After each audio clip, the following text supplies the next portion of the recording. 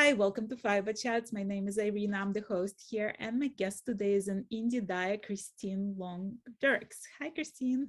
Hello, thanks for having me. I'm I'm- really excited to be here. Well, I've been a long time customer of yours. I can't remember how I discovered you. I know it was on Instagram, but I just Yeah. immediately fell in love, not only with your colors, but also with your personality, because you put a lot of yourself on your Instagram account. Hmm. It's not just yarn. Like you have accounts where if it's an indie dyer, all you're gonna see is yarn or maybe something related to yarn dyeing. With you, I can see baby chicks that the dog sat on and they like the walnut Yeah, we've done, yeah, I pretty much share a little too much, I think, but that's who I am. And I just put everything, everything I'm passionate about on Instagram, and it all kind of relates into my dyeing. So it all just gets thrown in there, right. and it makes it more fun I think it's more fun to know actual people. So a little, yarn is awesome, but if you know the people behind the yarn, I'm more drawn to that when I buy yarn from other indie dyers. When I know more of their story or who they are, it makes me love their yarn a little bit more. So I mean, you dyeing so much yarn. You Yes. still buy from other dyers. Like, why can't you do your own colors? Yeah, my husband doesn't understand that either. He's like, "Why? But you could do it." I'm like, "Yeah, but everybody's got their jam, and everybody's got something they're super good at." And so, and then I like to support other friends too, but I'm afraid my stash is way bigger, not even counting my treasure goddess stash. Like my other stash is way bigger than I'll ever hit any close to knitting or crocheting all the way up. But it's fun and I get inspiration, and sometimes it's the name that draws you, or you just see it and you're like, dang it, okay, just send it to me now, and I try to knit with it every so often, but I just really haven't had a lot of time to burn through the stash yet. Right. Well, how did the name Treasure Goddess came to life? Long ago, I was a single mom with two little kids, and just flat broke, poor, all that good stuff. And so I would do the trash to treasure kind of thing as an adventure. So our big outings would be garage sales, auctions, and I would kind of find the trash, kids stuff, get it ready to go. And then my kids would use it, clean it, fix it. And then I would sell it for more than I bought it for originally. And it was like the trash to treasure. And I'm like, I am the goddess of this treasure stuff. And then that kind of morphed into my love of pirates and mermaids and all things ocean. And it just kind of morphed into now I'm a yarn pirate. So Treasure Goddess is the goddess of all of the yarn. This was my favorite little memento, the yarn ship. With the Yes, I cat. put pirate sheep on everything, and people don't quite make, because there's really not a goddess with it. It's just a big old pirate sheep.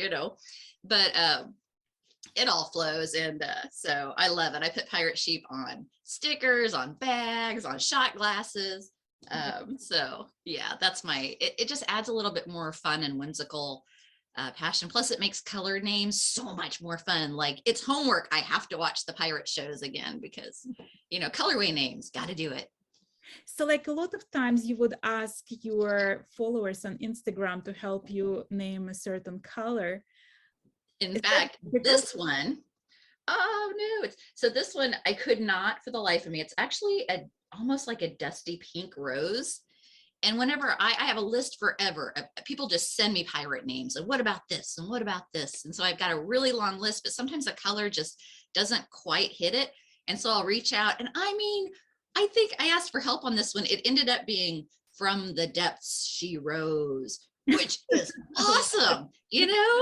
And but in that I had, like, I don't know, there were like 120 different names. So my list just goes on and on and on. And I love getting people involved in that and asking for help in the community. And Instagram's the best with that, I think, too. Let's go back to like knitting in general. Like when did you start knitting? I learned to knit probably 15 or 16 years ago. And it was kind of a weird story. I'd gone in for just a routine exam. Again, single mom, two little kids. My youngest was pretty sick with my youngest has cystic fibrosis, which is a genetic lung and digestion disease. And so I had, all this stress, and then they found a lump. and they sent me immediately over to this thing, and I had to get all these sonograms and all these different things done, and they called in the whole medical team, and nobody's ever seen this before, and I'm laying there on the table stressed out. I'm like, I'm gonna die right here on this table.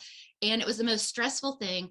Long story short, it turns out it was nothing major, and apparently very common, but it was a series of lumps, and it freaked everybody out. And I was so shaken up, I couldn't drive. I'm like, I knew I would, after that, I didn't know the results yet. I was like, oh my goodness. So I just kind of wandered around this little mini mall, and I saw this lovely tiny little yarn shop. And I just kind of wandered in, just looking, you know, absolutely stressed out and getting teary now.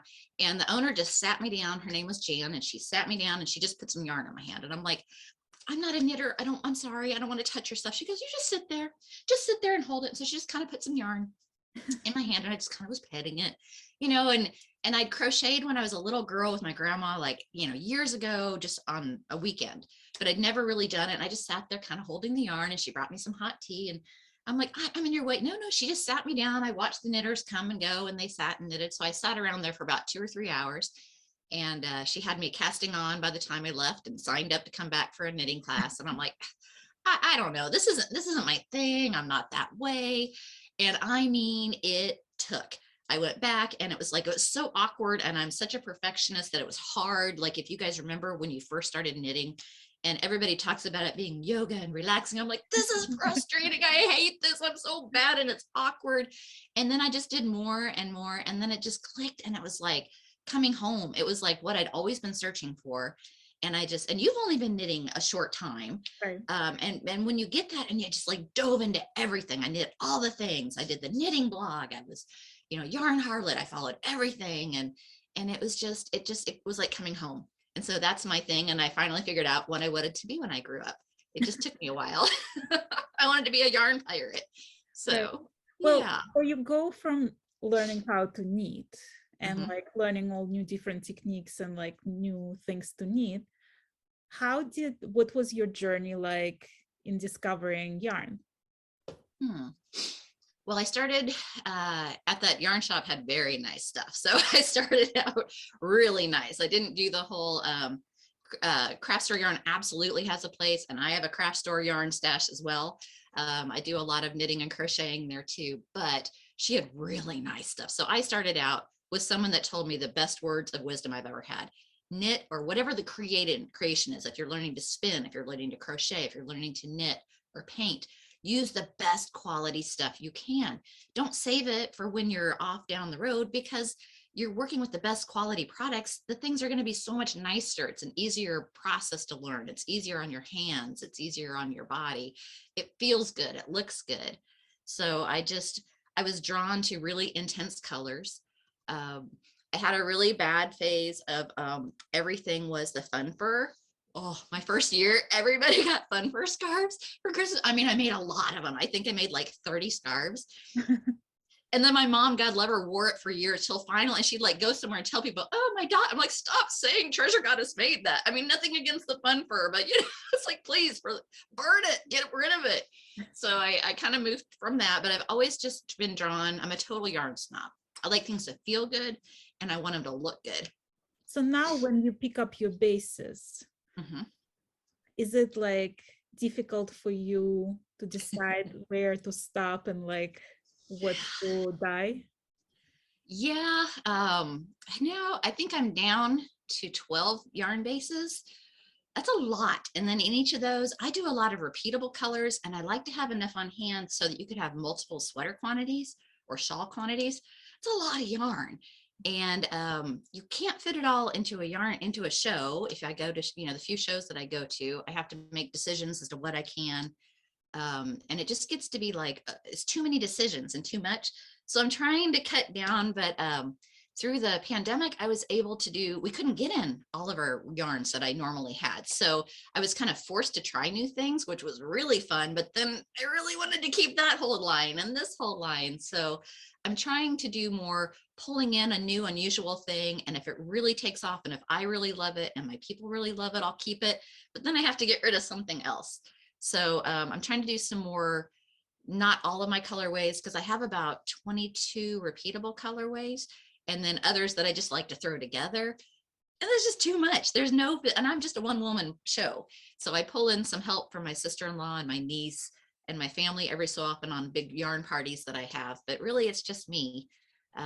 So it's hard to decide. I've got a one, just like a workhorse of a base that's just basically superwash merino wool. But it's unbelievably nice. And it feels, people are like, are you sure there's not silky? It's just really good. It's a great twist. It's awesome. It dyes up so pretty. I love knitting with it. So I'm keeping that no matter what. And then I've been loving the yak and silk things. There's my new, that's what I'm wearing now, is a little bit of yak silk DK treasures. Right. So I'm having a hard time not just getting all the different things. So When you're mentioning the repeatable colors, like if I bought from you 4 years ago color and now I'm buying from the new batch, will they match like in the sweater, or like how sometimes close?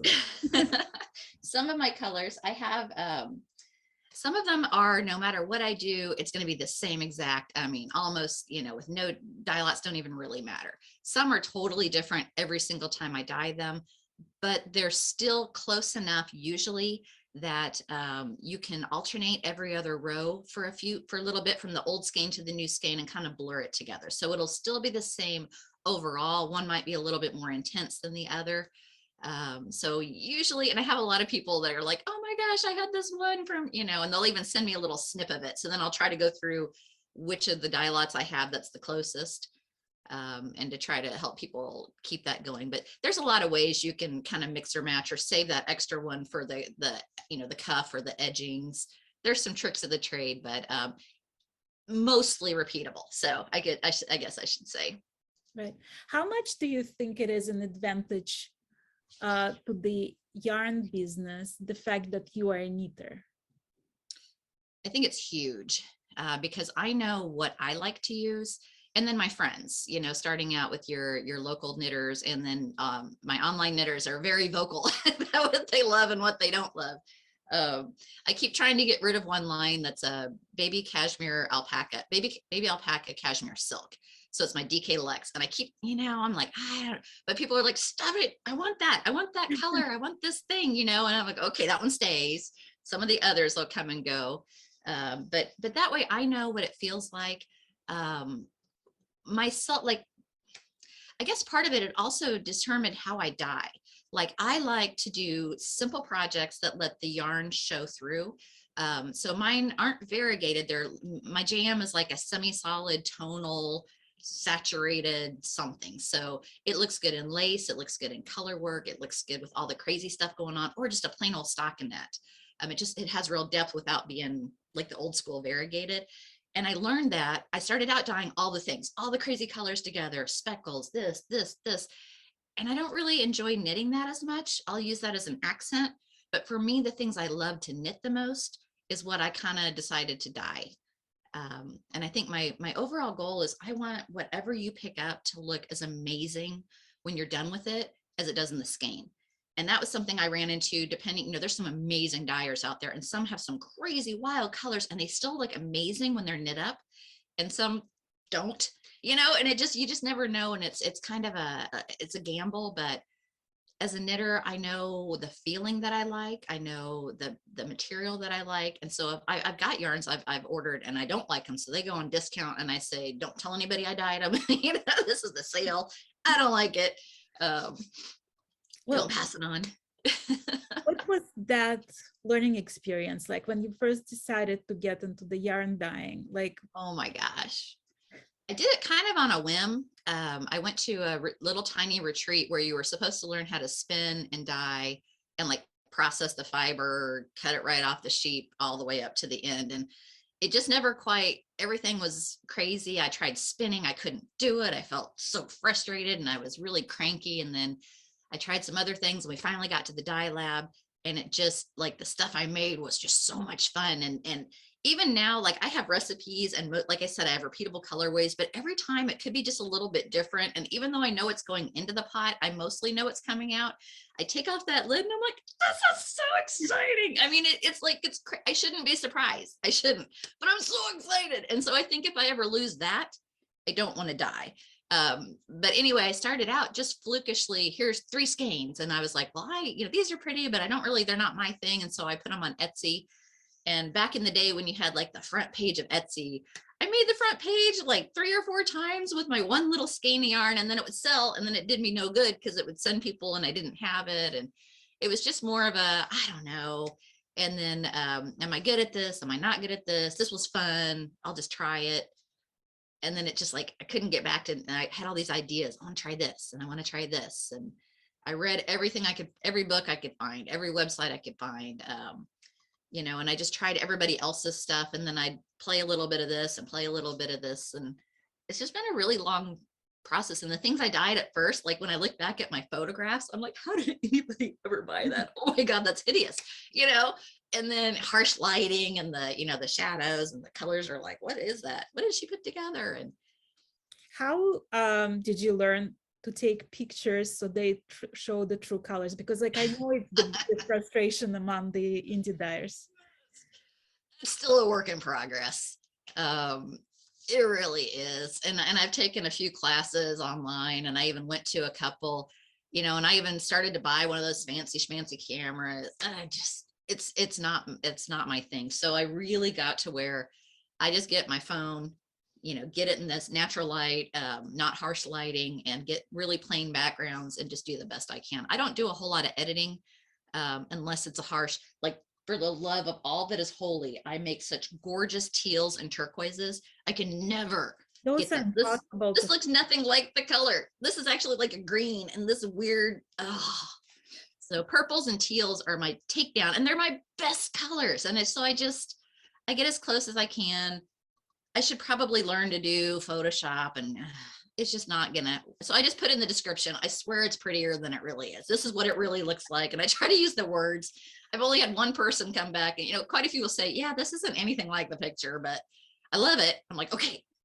So it's taken me, and that's actually what I'm the most proud of, is I try to really, I mean, you're buying something online that you don't know. And when people like match up a color, I can see if my colors play really well together.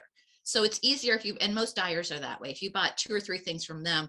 But I've got people that have their own 3 colors and they want one more of mine to go in. And that terrifies me, because I want them to love it. But how do you know what you're looking at, what your camera looks like, what your computer screen looks like? I just try to get it so it's the closest I can, and then use a lot of descriptive words. Right. Well, are you ever surprised by what people make with your yarn? Yes. Yeah. And like the color combos, that's the best part, is people will put things together and I'm like, oh, I never would have done that. And it's gorgeous.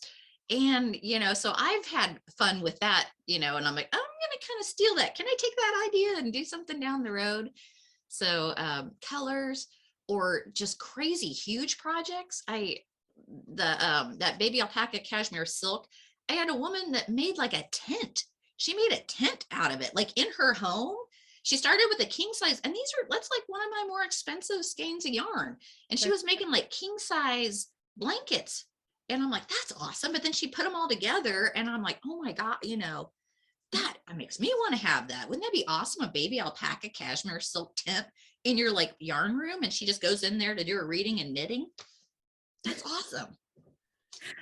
Can we talk about the progression of your dyeing studio? Because I just watched yesterday the video tour on your YouTube channel of your studio, and I heard you recently got the AC and the central heating, central air there. How did you start? Like, what was the first equipment you got, and how did it move to what it is today?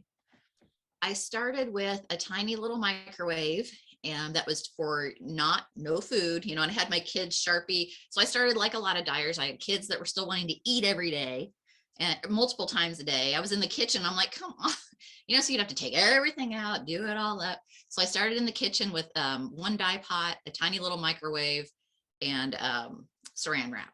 And, a little bit of vinegar. I only used vinegar back then, and a little bit of acid dyes. And actually I played with some Kool-Aid dyeing to get my kids involved also into play. And then so that would go, and then you'd have to take it all down. People wanted to eat, people wanted to come through. I didn't have a craft room. We had 4 kids and a Brady Bunch, and we had kids everywhere, so I'd like have to move it to the dining room, and then I have to move it here, and I would just die in a few moments in between things.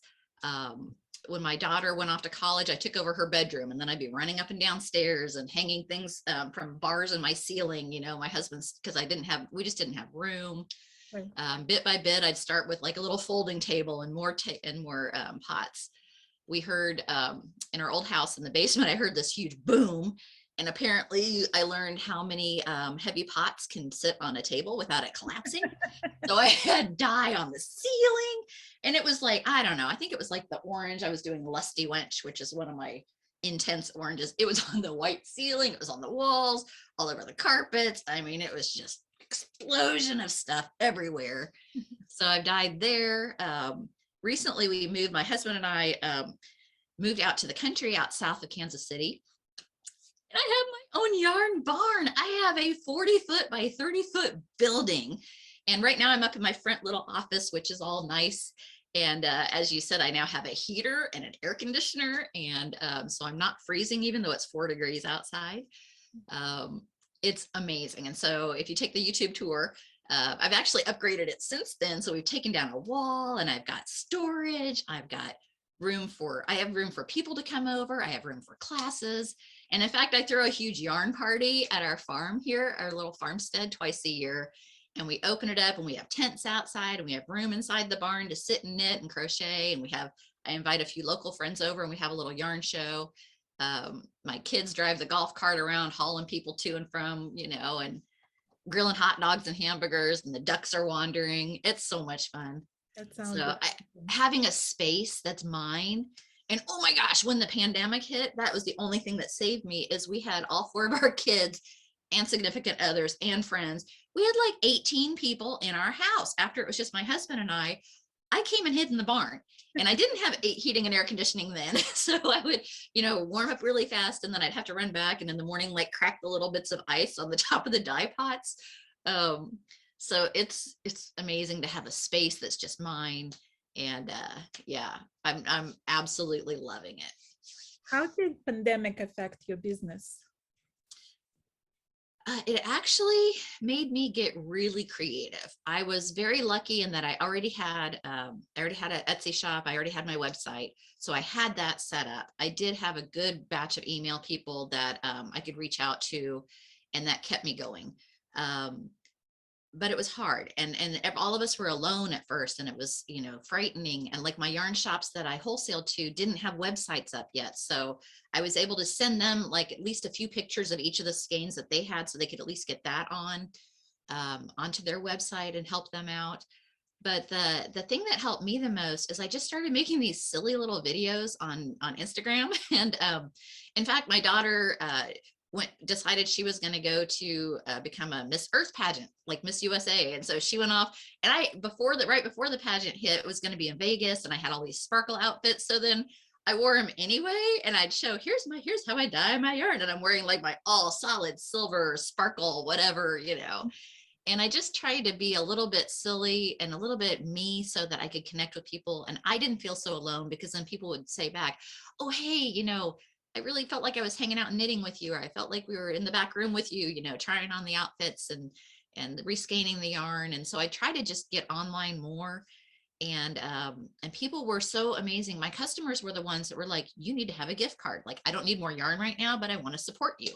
And it was a customer that told me that. And so then I put that up, and that helped so much because people were trying to help keep us in business. And because, all of I had just gotten into some of the biggest shows that I was so excited about for the first time, and all of it shut down. And the shows were probably 50% or more of my income at the time. And I just made these huge yarn orders, and it's like, oh my gosh, I'm never going to sell this stuff. And it was wonderful. And then another customer reached out and said, I have every color of all of your lines already. But I want to help you. I want to do things. Why don't you try getting just unusual stuff? Do an unusual colorway. And so I do open the treasure chest. And so every month for, I think it was like 7 or 8 months, I did like here's a new one colorway, and I worked with a bag person that made bags that also all of her shows were shut down.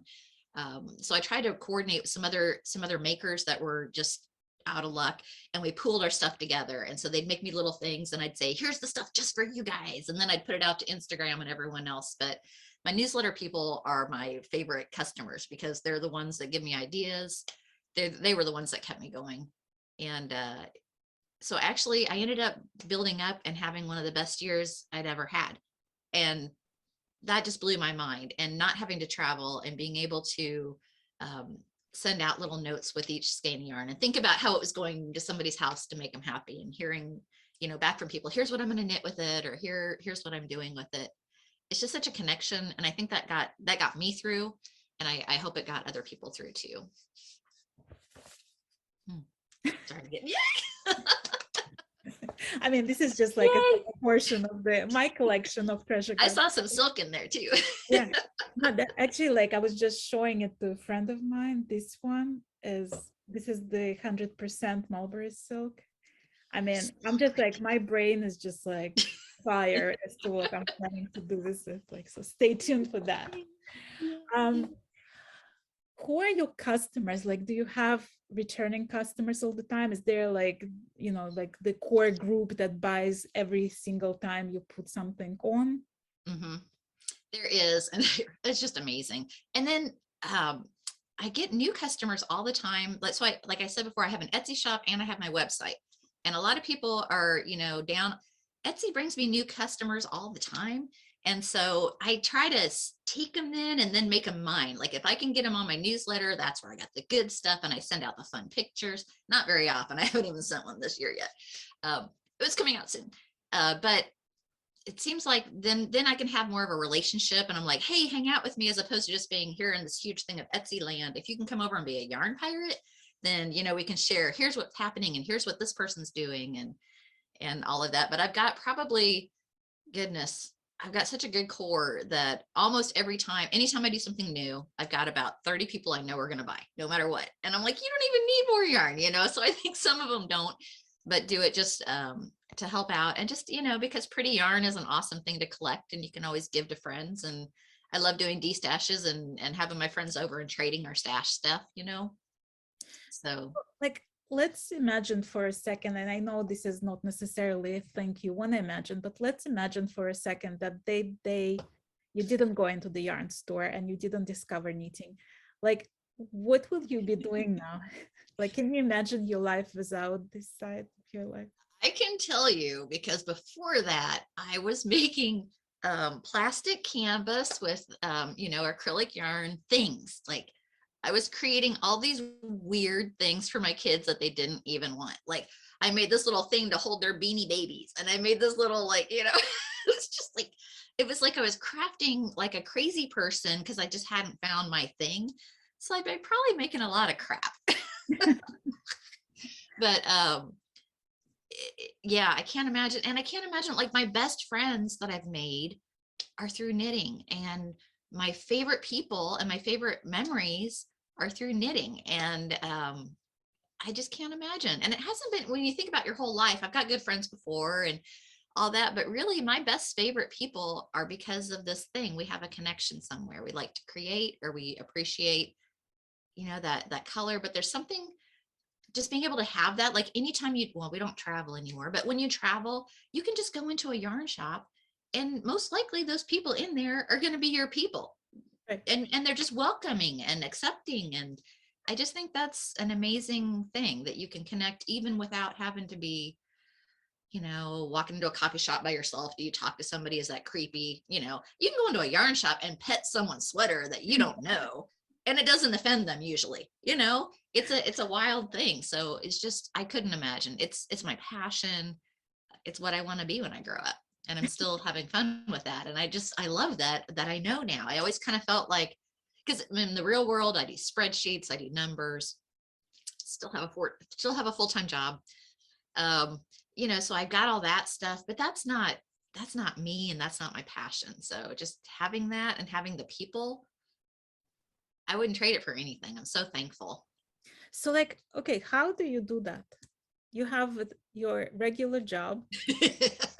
You have all these orders to fill, you Yep. have all the shipment to make, you have like all those responsibilities and the family to run and the ducks to take care of and like all that stuff. Yep. How do you manage? Yeah, I'm great at time management. But I try to really actually only have a few things. I almost burnt myself out trying to do everything all day. And I was working like 20-hour days and not sleeping. And it was crazy. And my husband was cranky because he wants to spend time with me that is not yarn related. So I actually cut back and I do 3 things every day. So every day, if I have orders to ship, I ship those first, then do my job. Then lunchtime, I do one thing, usually throw a bunch of yarn in the dye pot. And then, social media and stuff. So I actually did less, but bigger quantities of things. And having this big, huge barn, I can dye, 90 skeins at once. So I have all my pots lined up. And then one day I'll get all the dyes mixed up for the next day and decide. So by doing less time, but more intensive, I'm able to get it all done. But I'd take a layoff any day, man. I'm ready to, I'm ready to just yarn. And I think that would be amazing, but Well, I saw on Instagram that you are very fond of making lists and then checking off things off the yes. list. Like, is that part of your approach to everything in life? It is. I've got notebooks out. I mean, tons of them and none of it ever makes sense, but I just love writing. If I can write down my things, it gets out of my brain and I can sleep. So at night I decide what is that I really need to do the next day. And then once I write it down, it's not hiking around in here and I can just think and I can just, enjoy whatever else I'm doing. And the one thing that's really suffered the most though, is my actual knitting time. Because now that I'm dying and working and doing and going, it's hard to do that. But I've actually made myself carve time out and put it on my list that I have to have me time. And so I go to bed earlier and sit and knit and watch TV with my husband or watch the movies. We're picking up a bunch of old movies and I'll just knit away. And I think I didn't knit a lot for a while and now I'm back in that jam. Like the cold weather makes me want to knit everything. And so I think it's important, even though you're supplying all this stuff for, your business and you're dying, but you got to have what got you started and keep that love going of why I started doing this in the first place. So Well, if I got away from that and now I'm really loving it again. right. If somebody came to you and said, Christine, like, what do you think? Like, I'm thinking of getting into the dyeing business. Like, should I do that? Like, what would be your advice? I think it's a really amazing industry and everyone has their perfect voice, just like everyone could do their own dyeing thing. But man, I don't know if I would do it again, honestly. It takes a lot and it took me a lot to get to this point. And about 5 years ago, I kind of had to have that decision, like, is all this worth it? Am I doing it just like it? Should I just quit and dye once in a while just for me and my friends? Or do I really want to do something? And it was a big decision. And once I did, and I really, I love sending my little skeins of yarn off in the world. And I love seeing where all they go and that passion of someone's like, look at what I did. And this is exactly what I needed. And that connection is what keeps me going. And I'm so excited about it. So I decided I did want to do it, but it's a lot. So I think if they were, do some research before, find your jam, play with it enough that you know what you've got is unique and special and means a lot to you and to other people, and then go for it. But I would also say rely on your other dyers. In this industry, my competitors are some of my biggest fans, and and I'm their biggest fans. And it's really a great community for the most part. It's a really great community and people help each other and they boost each other. And, we all rise together, which has been something I've really learned. And it's been different from a lot of other things I've been involved with in my life. What's your like least favorite part of that whole business side? Rinsing out, washing my pots, the physical, I want to do this as a little old lady and it's hard work. So the physical part is a little bit hard, and those taxes, man, taxes are the worst. And keeping all of my stuff and the calculations, and even though that's what my job is, So I can do it. I just don't love it for the yarn side. I just want to play. So yeah. Well, talking about playing, so you started with the Kool-Aid and then acid dyes, but now you're doing also, like you were dyeing yarn with walnuts that you grow on your farm. A little bit, yes, yeah. So I mostly am acid dyes. So on our farmstead, we have hundreds of walnut trees, and so I sold walnuts as part of the farm side of things, and then I dyed with it, which was really fun.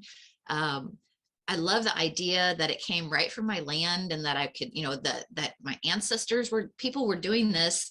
You know, you find those. Gosh, back from the beginning of time and back in Egyptian times, you find knitted and things that they were making fibers out of the same stuff. And so I feel that connection and I love it.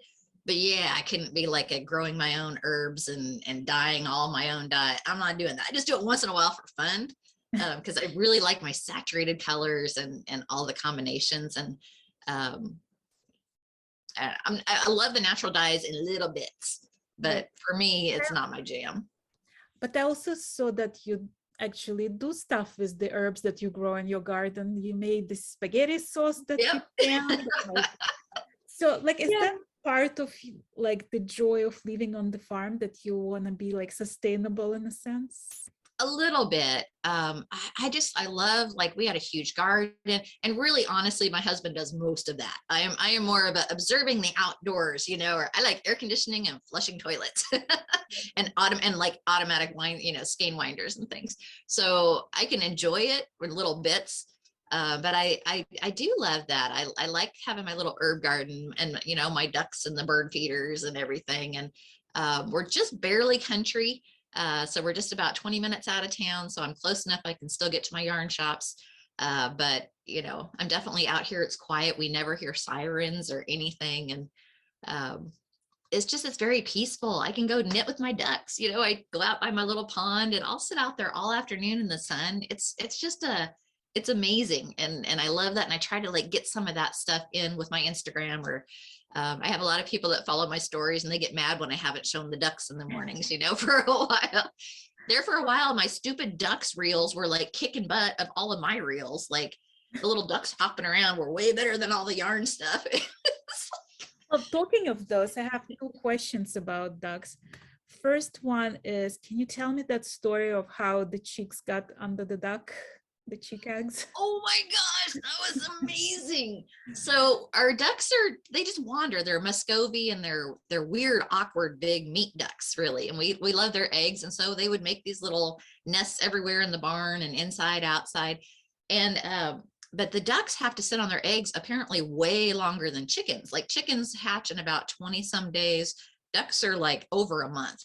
And so my husband came in and he heard this noise and he's like, here's a little baby chick I found. Do you want to be its mommy? And I'm like, I do want to be its mommy. And so then we had this, I'm like, where did this come from? Like, you know, once in a while the hens will randomly lay an egg and it was warm enough. So I'm like, oh, it just hatched.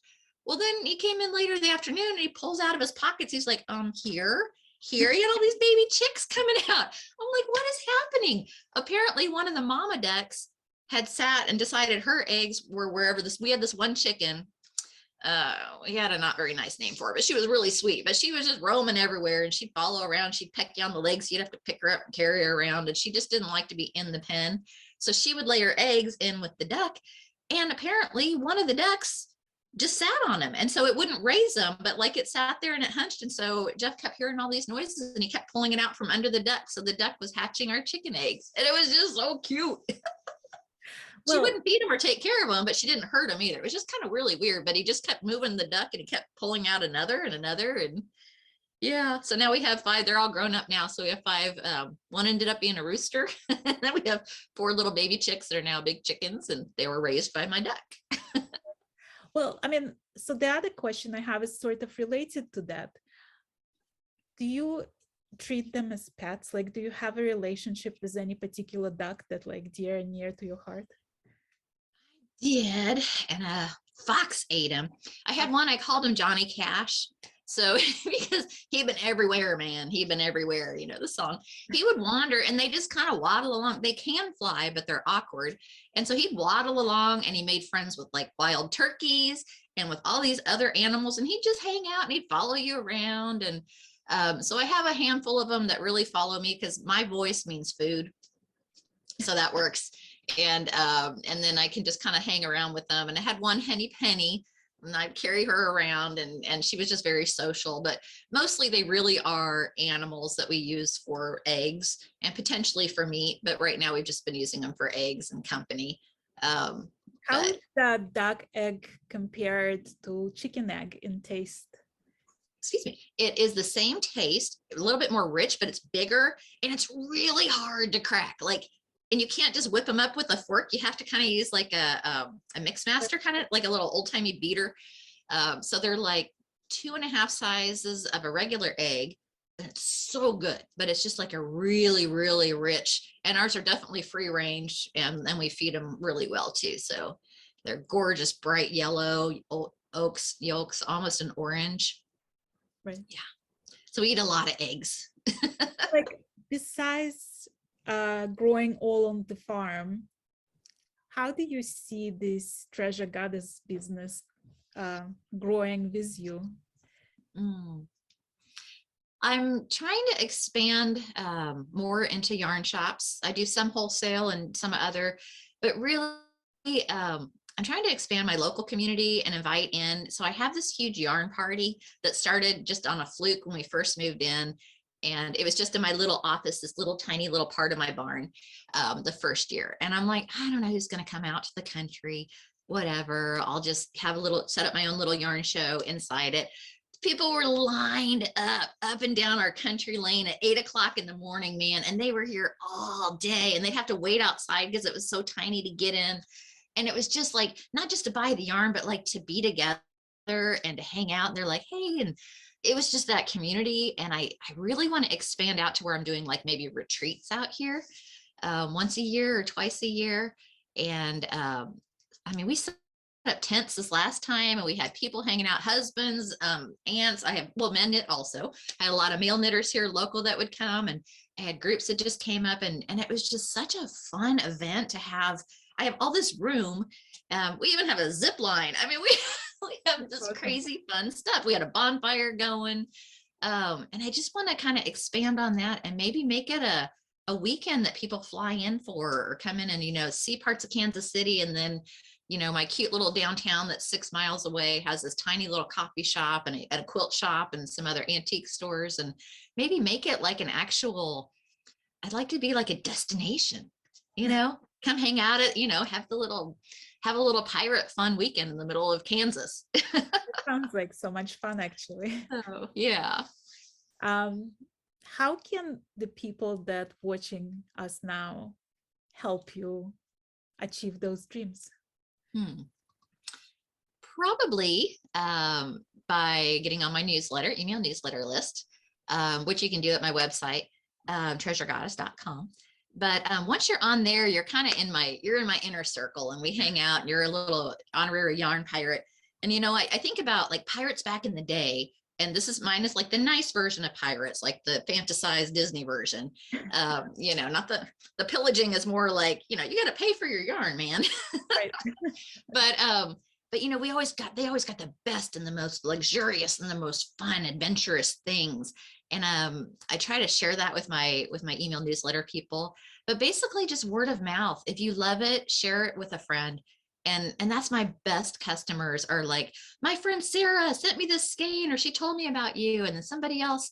And then just giving back to the community, sharing what you like to do, share a picture here and there. And, you know, I get inspiration, other people get inspiration.